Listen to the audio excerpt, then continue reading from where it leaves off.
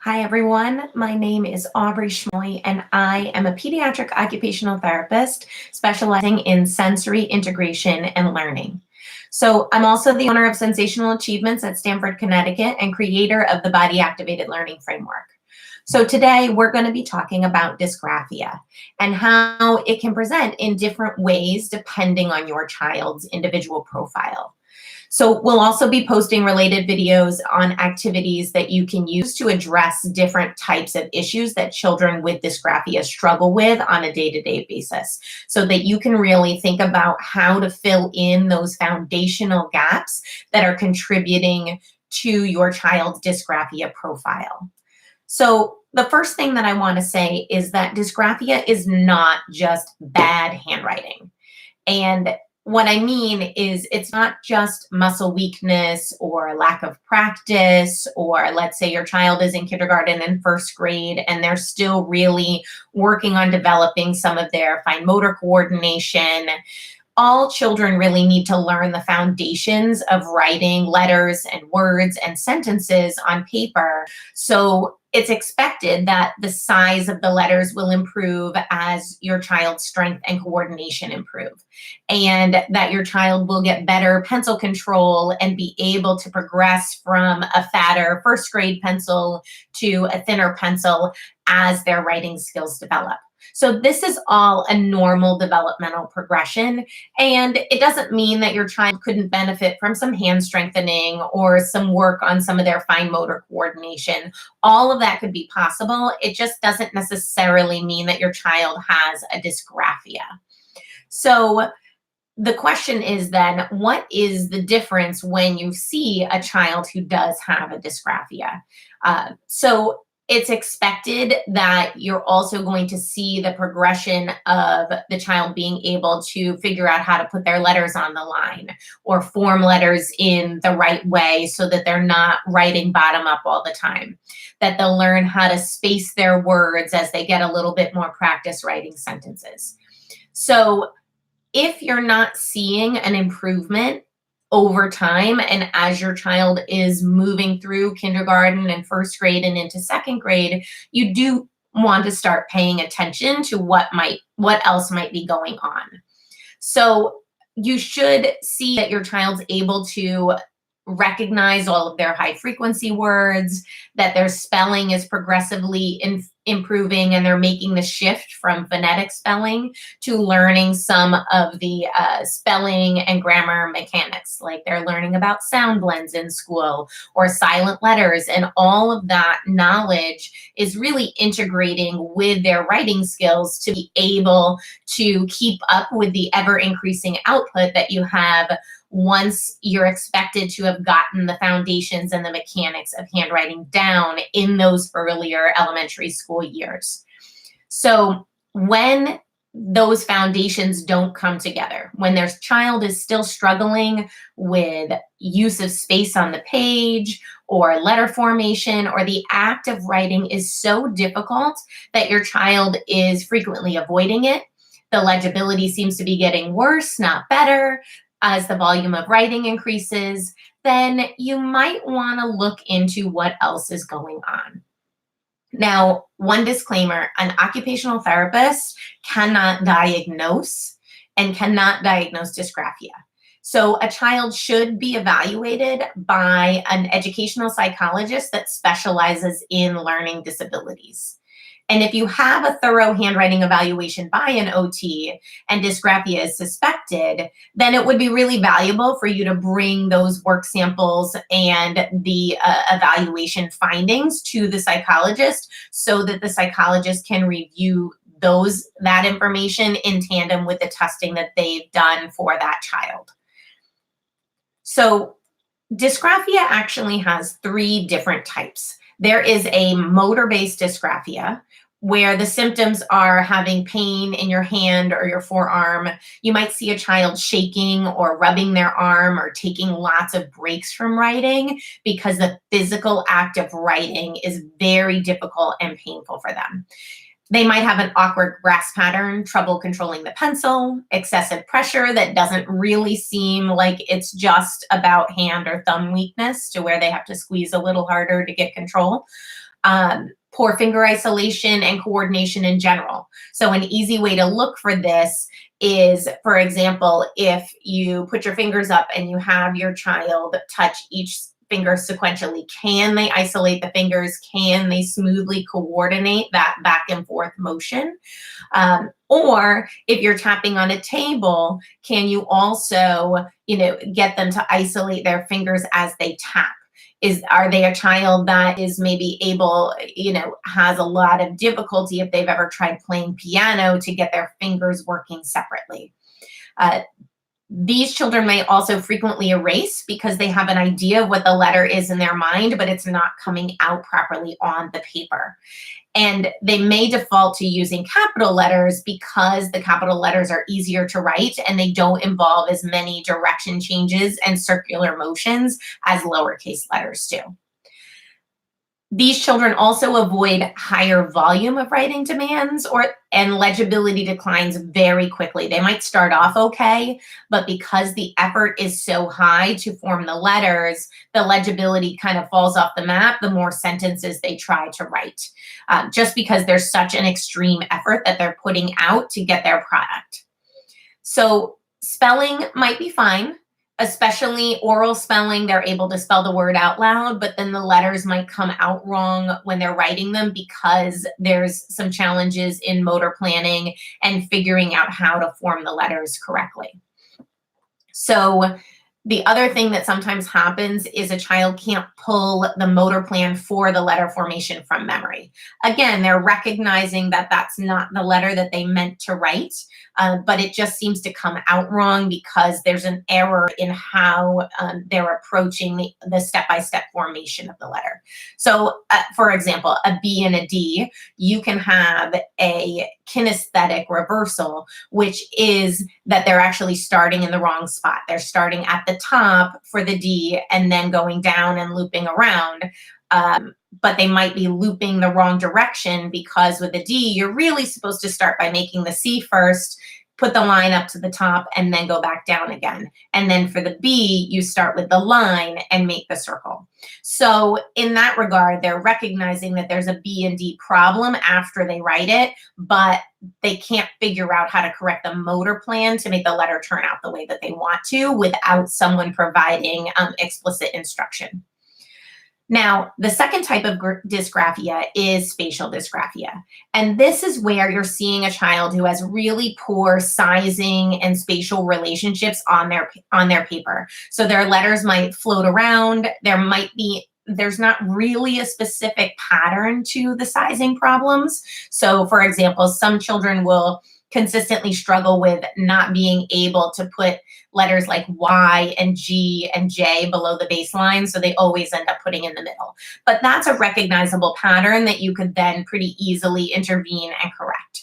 We're talking about children who really consistently struggle where sometimes their H looks like an N, sometimes it looks more like an H. You're really not seeing a lot of consistent pattern in how they're approaching their use of space and where they're starting to form their letter and where they're placing it on the line. They also might have poor spacing between the words. Sometimes they get letter groups, sometimes the two words are running together. Sometimes they're floating up and down on the page. So their spelling is also usually okay if you just have a spatial dysgraphia. So now we have these two types. We have this motor-based dysgraphia and this spatial dysgraphia. Again, you may not see spelling problems per se. It's really in the physical act of writing when we're talking about motor-based symptoms and the spatial aspects of writing when we're talking about a more spatial type of dysgraphia. Now, one thing I will say is that I do see children who have ocular motor issues, like they can't shift their attention between the top and bottom line. They also present with some spatial symptoms, especially when they're copying. They might miss words. They might have trouble kind of finding where they are when they're shifting their visual attention up and down. Or they might not attend to the top and bottom boundaries, so their hand is moving faster or not starting in the right spot.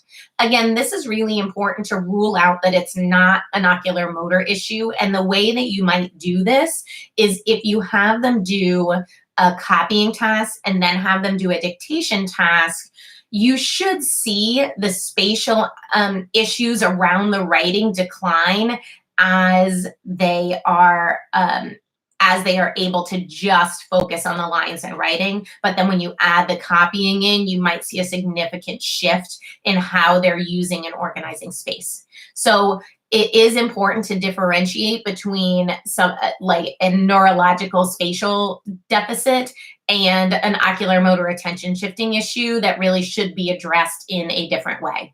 So if you can identify a specific pattern that's correctable and their writing isn't just, all over the place in terms of how they're utilizing space, then it's likely that you can focus on that specific problem first and clean that up and see if that corrects some of the spatial issues.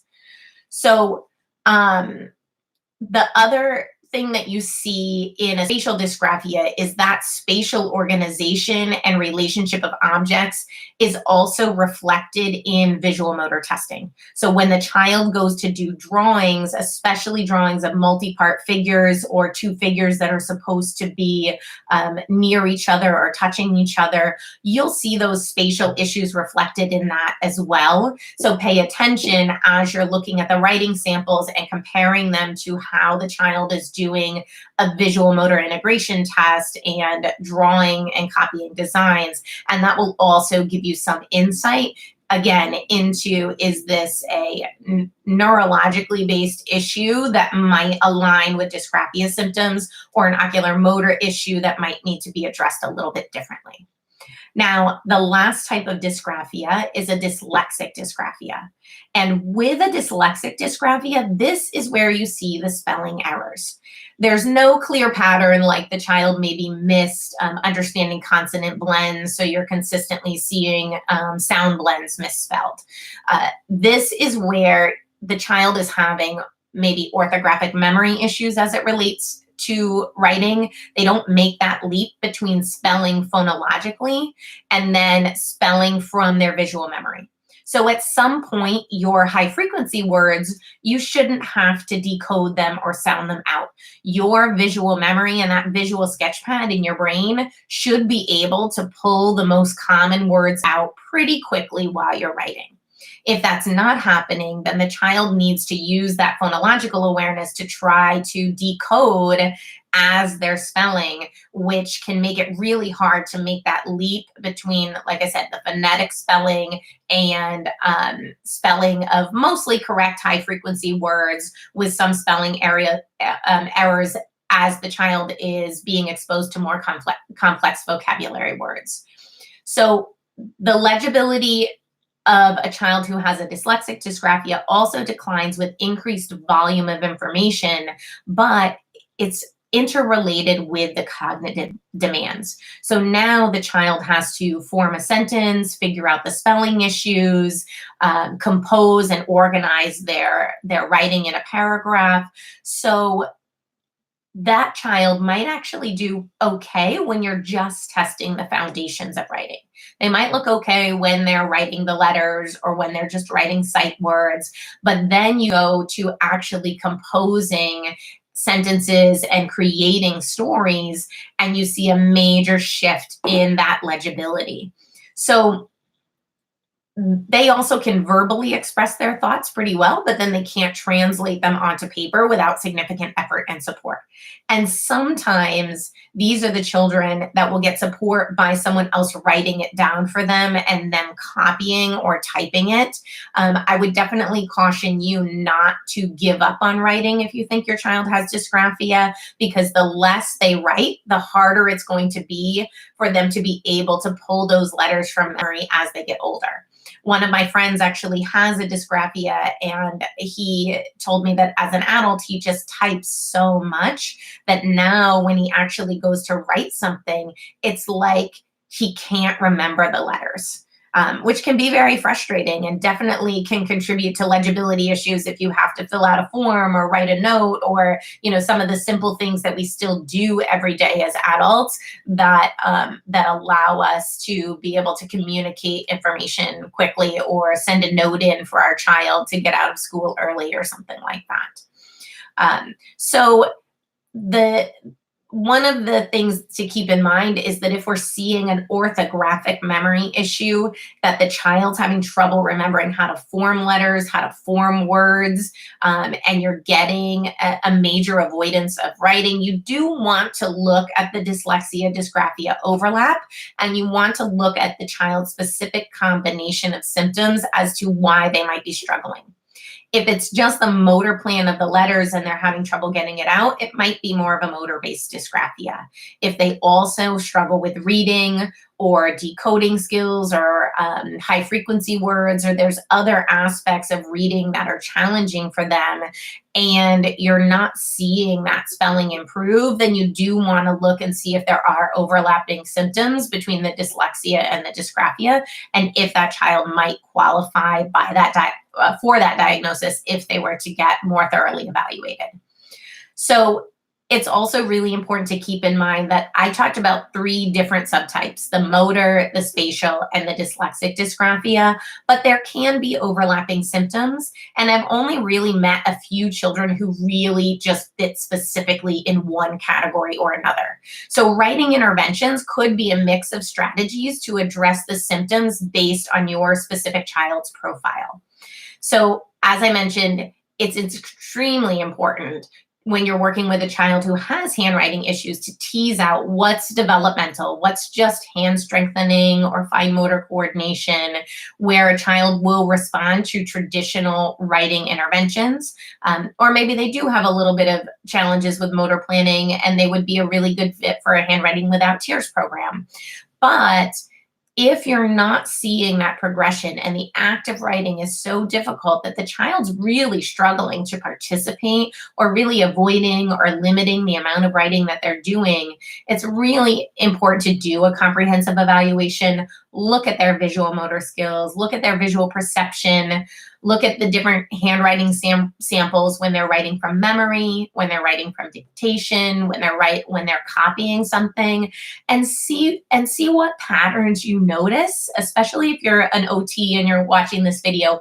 Look for those patterns because it's going to allow you to provide intervention that's much more effective and focused for a child's specific needs so that you can make maximum progress as it relates to handwriting skills. So that's all I have to say for today about dysgraphia. I encourage you to look for other videos that we'll be posting in the near future for treatment ideas to address different aspects of dysgraphia, home activities that you can do with your child if you are a parent of a child with dysgraphia. I'll also add the link to the Dysgraphia page on our website. There's great resources on there so that you can get even more information and support for your child. So thanks for watching our YouTube video. If you found it useful, please click like and share it with other people who may be interested. Once again, I'm Aubrey Schmalley, the owner of Sensational Achievements, where our goal is to empower every child with sensory and learning needs to be sensational.